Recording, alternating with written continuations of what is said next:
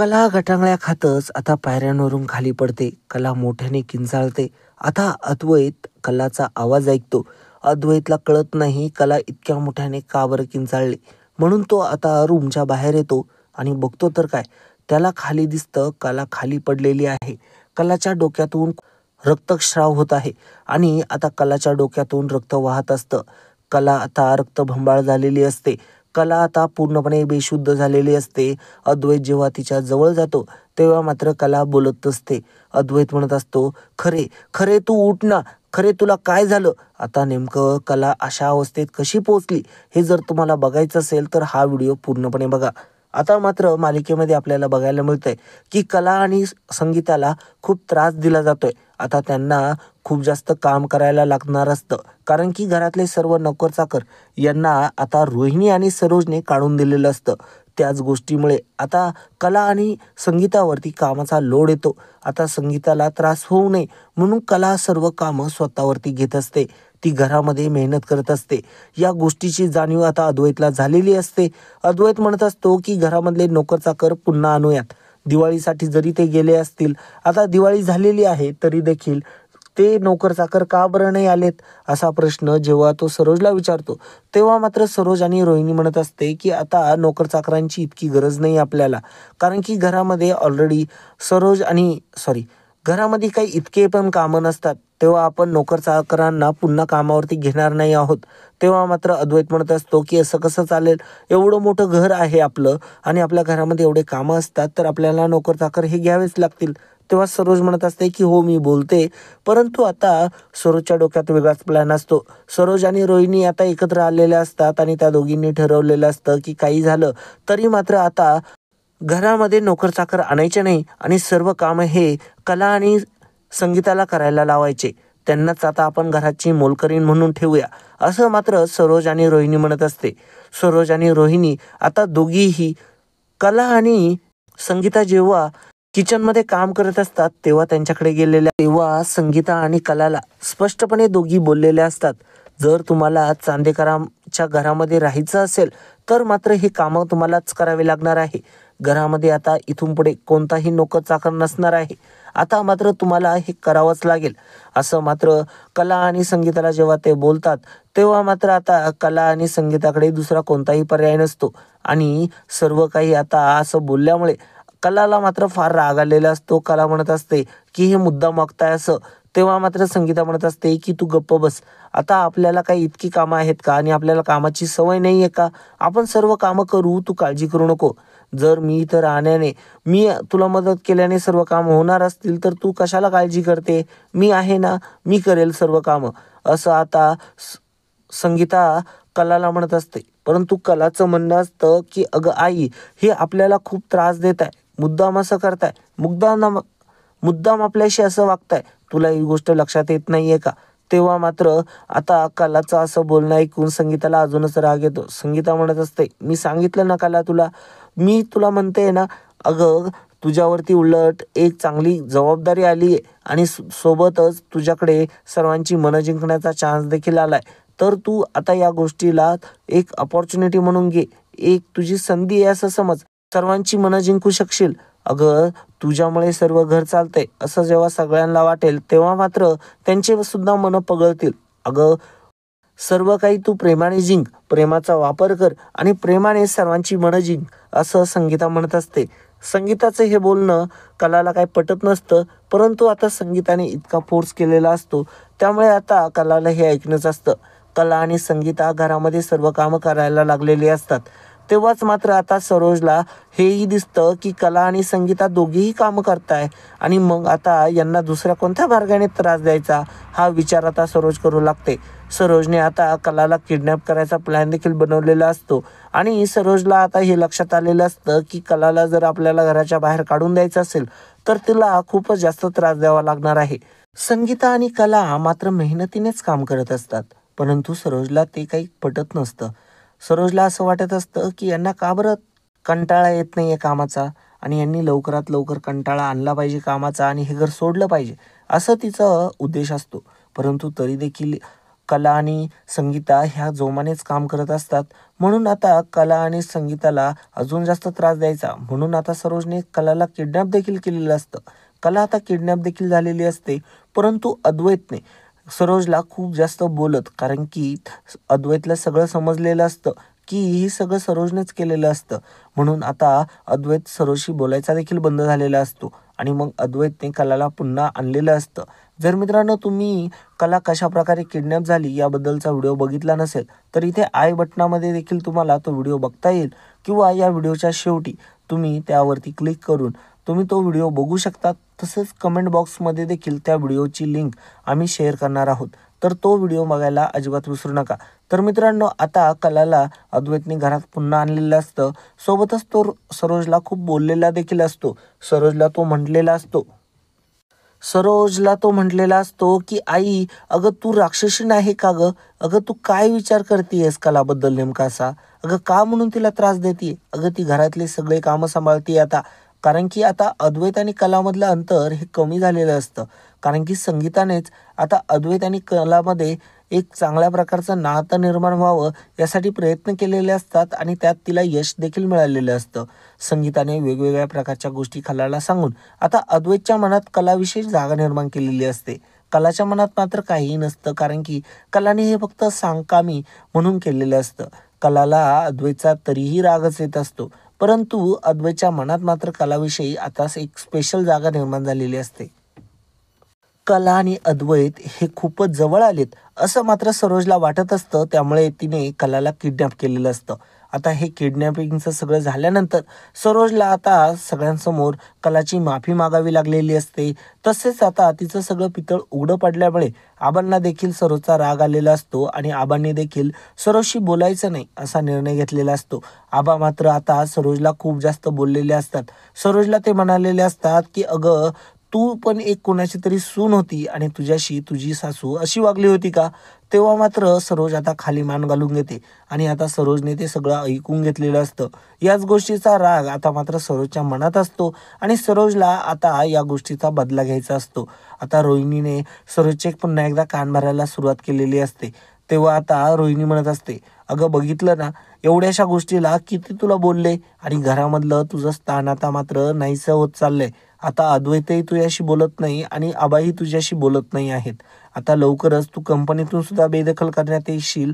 तू बघच, आता ही कला तुझं सगळं काही घेऊन जाणार आहे अशी भीती आता सरोजच्या मनामध्ये रोहिणीने टाकलेली असते. रोहिणी सारखी सारखी म्हणत असते, अगं सरोज, तू इतकी काबिल आहे, इतकी चांगली आहे, तू फार भोळी आहे. तुला कधी कलाचा डाव कळालाच नाही. कलाने प्रत्येक वेळेस तुला धोबीपछाड केलं आणि तुला पूर्णपणे तिने फसवलेलं आहे असं मात्र रोहिणी म्हणत असते. रोहिणी आता सरोजला सांगत असते की अगं, तुला कळतंय का, तू तिच्याकडे हलक्या नजरेने घेऊ नको. तुझा किडनॅपिंगचा डाव फसला म्हणून काय झालं, आता मात्र तू वेगळं काहीतरी कर. कलाला या घरामध्ये कामच करता आलं नाही पाहिजे आणि जेणेकरून घरातले सर्वजण तिच्यावरती नाराज होतील असं काहीतरी कर, जेणेकरून तुला या घरामध्ये तुझं स्थान पुन्हा मिळवता येईल. नाहीतर तू विसर, तू सगळं काही विसर, कारण की आता तुझ्याकडे दुसरा कोणताही मार्ग उरणार नाहीये. एवढंच फक्त तुझ्या हातात राहिलंय आणि आता तुझ्याकडे एकच चान्स आहे.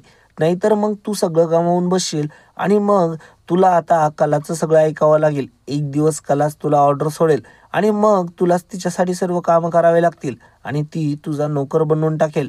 असं कलाबद्दल आता रोहिणीने सरोजच्या मनामध्ये विष पेरलेलं असतं. आता या गोष्टीचा असा परिणाम होतो की सरोजला खूप राग येतो. सरोज म्हणत असते की बरोबर बोलतेस रोहिणी तू, मला पटतंय तुझं म्हणणं.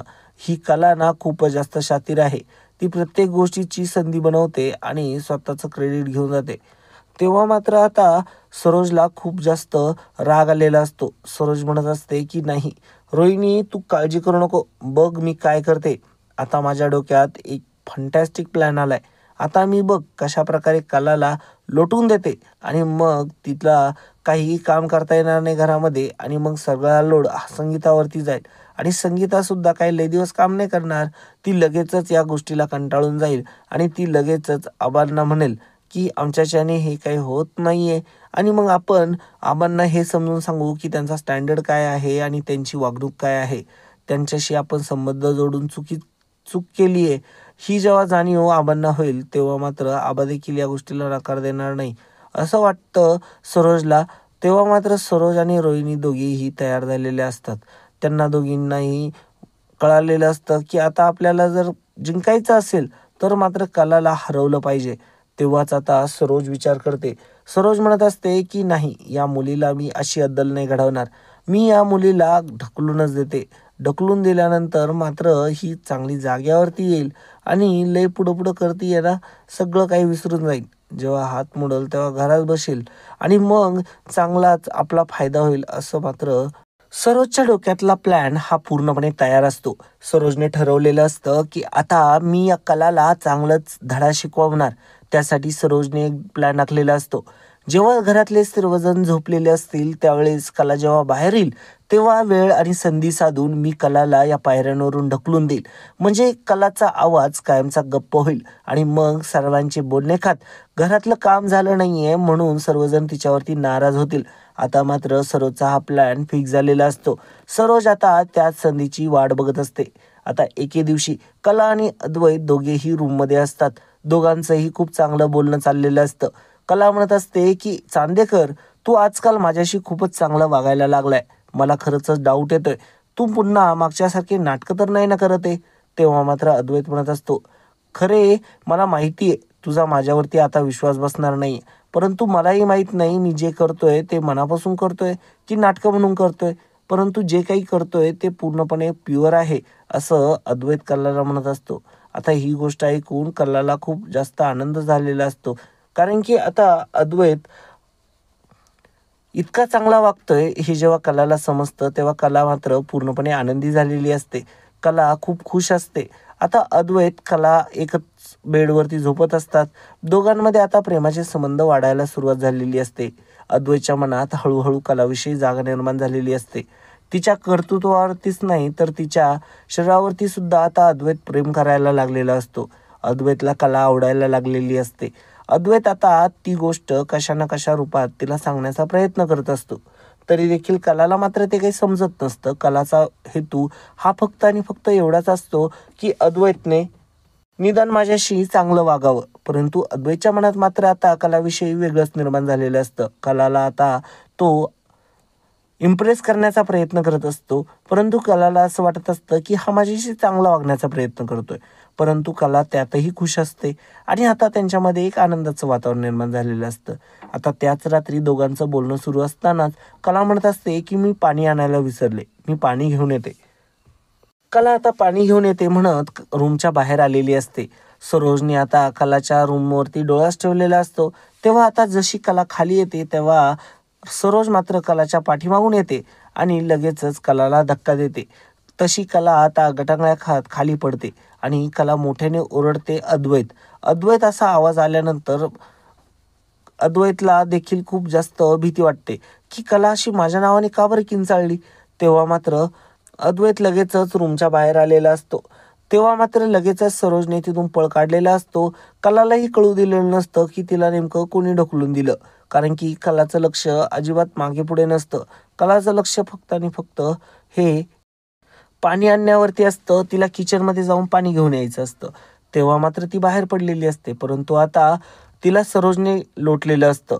कला जेव्हा खालीपर्यंत पोहोचते तोपर्यंत मात्र तिच्या मेंदूला आणि डोक्याला खूप मार लागलेला असतो. जबर जखमी ती आता झालेली असते. तरी देखील अद्वैत जेव्हा येतो तेव्हा मात्र तो खूप मोठ्याने किंचाळतो. सर्वांना घरातल्यांना खाली बोलून घेतो. घरातले सर्वजण आलेले असतात. कलाची ही अवस्था बघून सर्वांनाच खूप वाईट वाटत असतं. कला आता रक्ताच्या थारोळ्यात पडलेली असते. तेव्हा मात्र अद्वैत खूप मोठमोठ्याने रडत असतो आणि म्हणत असतो की माझ्या कलाला कोणी काय केलं. आता मात्र कला अशी कशी काय पडली खाली असा प्रश्न अद्वैतला पडलेला असतो. अद्वैत म्हणत असतो की कला, अगं तू का बरं असं केलंस, अगं तू का बरं लक्ष देऊन चालली नाहीस. परंतु आता त्याला माहिती नसतं की हे नेमकं कोणी केलं. नंतरून आता तो हॉस्पिटलला तिला घेऊन जातो. नंतरून तिला घरी घेऊन येतो. आता मात्र कला नीट झालेली असते. ती शुद्धीवरती आलेली असते. तेव्हा कलाला तेव्हा जो विचारतो की कला नेमकं काय झालं, तू कशी काय पडली पायऱ्यांवरून खाली. तेव्हा मात्र आता कला म्हणत असते की मला नीट आठवत नाहीये, परंतु मला एवढं आठवतंय की कोणीतरी मला धक्का दिला. तेव्हा मात्र आता अद्वैतचा पूर्ण संशय हा सरोजवरतीच गेलेला असतो, कारण की कलाने सांगितलेलं असतं की मला ढकलून देण्यात आलेलं आहे. अद्वैतने सरोजशी आधीपासूनच बोलणं सोडून दिलेलं असतं, म्हणून तो काय सरोजला काही म्हणत नाही.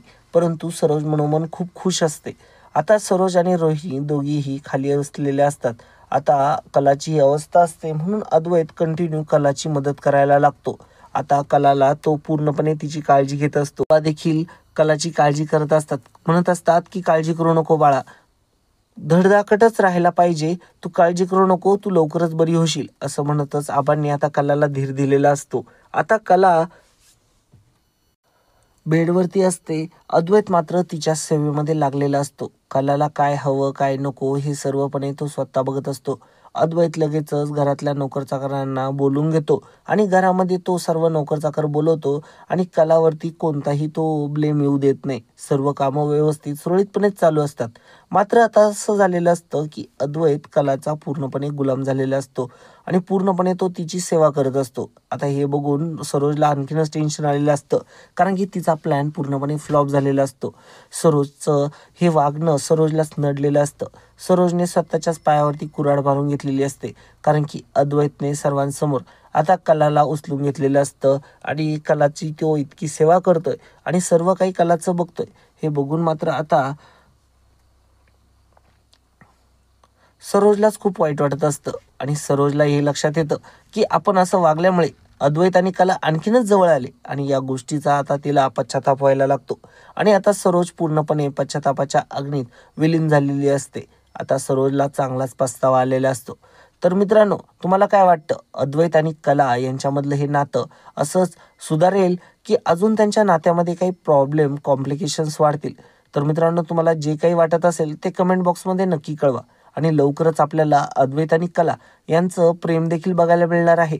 त्या तर मित्रांनो, हे बघणं फारच रंजक ठरणार आहे. ते बघण्यासाठी आम्हीही उत्सुक आहोत आणि तुम्हीही उत्सुक असालच. तर मित्रांनो, याचबद्दलचे काही ट्विस्ट आपण या चॅनलवरती देत असतो आणि मित्रांनो, आपण वारंवार या चॅनलवरती ट्विस्ट वगैरे अपलोड करत असतो.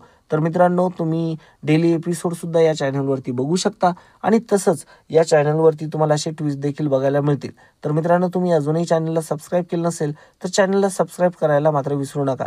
आणि मित्रांनो, अंतिम सर्वात महत्त्वाची एक नोटीस तुमच्या सर्वांसाठी.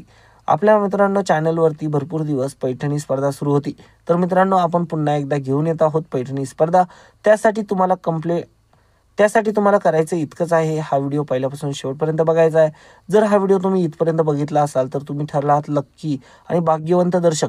कारण की मित्रांनो, या व्हिडिओला जर जो शेवटपर्यंत बघणार आहे आणि मित्रांनो, जो व्हिडिओवरती कमेंट करणार आहे आणि चॅनलला सबस्क्राईब करणार आहे, सोबतच लाईकचं बटन दाबणार आहे, त्या व्यक्तीला मिळणार आहे पैठणी जिंकण्याचा मौका. आणि मित्रांनो, तो मौका जर तुम्हाला मिळवायचा असेल तर त्यासाठी करायचं इतकंच आहे, हा व्हिडिओ पहिल्यापासून शेवटपर्यंत बघायचा आहे. तर मित्रांनो, तुम्ही अजूनही हे सगळ्या गोष्टी केल्या नसतील तर त्या लगेच करा आणि मिळवा पैठणी जिंकण्याचा मौका. कारण की आपल्या चॅनलवरती ऑलरेडी भरपूर विनर आपण घोषित केलेले आहेत. तर मित्रांनो, पुन्हा भेटूया पुढल्या भागामध्ये. तोपर्यंत नमस्कार, जय हिंद, वंदे मातरम. आणि मित्रांनो, व्हिडिओ आवडला असेल तर नक्कीच व्हिडिओला लाईक करायला विसरू नका. कारण की मित्रांनो, तुमचा एक लाईक आम्हाला खूप जास्त प्रेरणा, प्रोत्साहन आणि मोटिवेशन देऊन जातो. त्यासाठीच मित्रांनो, तुम्ही चॅनलला सबस्क्राईब करायला मात्र विसरू नका आणि तुम्हाला हा व्हिडिओ आवडला असल्यास व्हिडिओला लाईक करायला मात्र विसरू नका. तर मित्रांनो, आजच्यासाठी इतकंच. पुन्हा भेटूया पुढच्या भागामध्ये. तोपर्यंत जय हिंद, वंदे मातरम. आणि मित्रांनो, लवकरच आपण असेच ट्विस्ट घेऊन येणार आहोत, त्यामुळे चॅनलला सबस्क्राईब करायला मात्र अजिबात विसरू नका. तर मित्रांनो, धन्यवाद.